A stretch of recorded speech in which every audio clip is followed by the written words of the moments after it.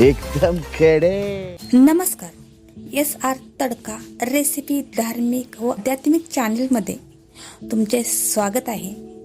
आज मी तुम्हाला पितृ अमावस्याला कोणाचे श्राद्ध असते व पितृ अमावस्या कशी करावी व प्रत्येक अमावस्याला आपण स्वच्छता कशी करावी हे मी तुम्हाला या व्हिडिओमध्ये सांगणार आहे।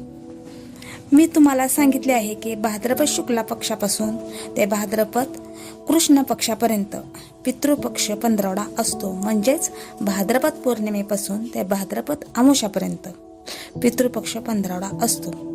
पौर्णिमेपासून महाळाला सुरुवात होते व अमावस्याला महाळाचा शेवटचा दिवस असतो। अमावस्यालाच पितृ अमावस्या किंवा सर्व पितृ अमावस्या असेही म्हणतात। तर या पितृ अमावस्याला कोणाचे श्राद्ध करतात ते आता आपण या व्हिडिओमध्ये पाहूया। काही जणांचा असा प्रश्न असतो की पूर्वज म्हणजे आजी आजोबा कोणत्या तिथीला वारले हे आम्हाला माहीतच नाहीये, तर त्यांचे श्राद्ध आम्ही कधी घालावे असा काही जणांचा प्रश्न असतो। तर त्यांच्यासाठी त्यांनी काहीही विचार न करता त्यांनी त्यांच्या पूर्वजांचे श्राद्ध हे पितृ अमावस्याला म्हणजे दर्श सर्व पितृ अमावस्याला आपण करावे।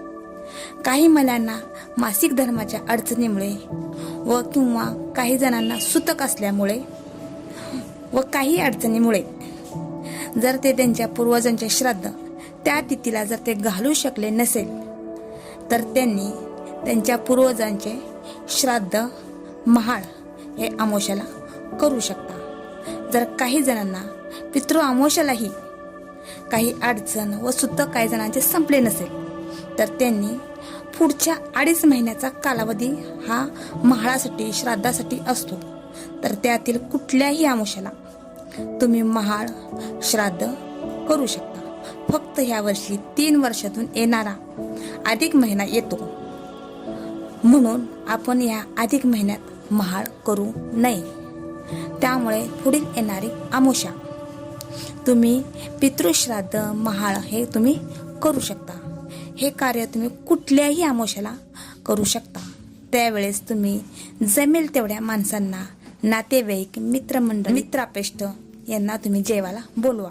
तसेच तुम्ही अनाथ आश्रम, वृद्धाश्रम इथे भोजन, वस्त्रदान करावे, म्हणजेच आपल्या पितरांना सद्गती प्राप्त होईल।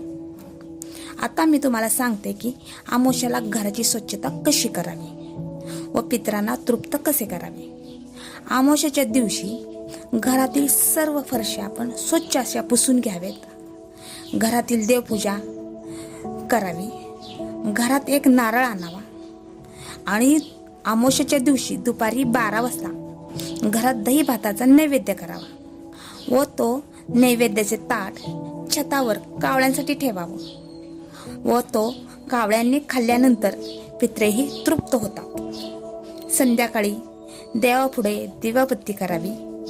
संध्याकाळी दही भात एका वाटीत घेऊन ते घरातील प्रत्येक कोपऱ्यावर छतावर शिंपडावे व तो आणलेला नारळ संध्याकाळी देवापुढे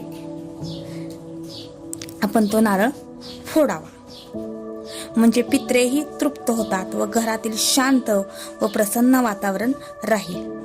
तर असं हे प्रत्येक अमावस्याला करावे आणि हे करून बघा, काय अनुभव येतो ते तुम्ही मला ह्या कमेंट बॉक्समध्ये मला नक्की सांगा।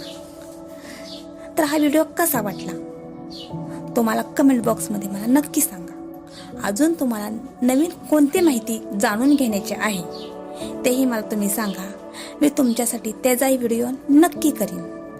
तर हा व्हिडिओ कसा वाटला तो मला कमेंट बॉक्समध्ये मला नक्की सांगा। असेच नवीन व्हिडिओ पाहण्यासाठी तुम्ही माझ्या चॅनलला सबस्क्राईब करा आणि व्हिडिओला लाईक करा। थँक्यू।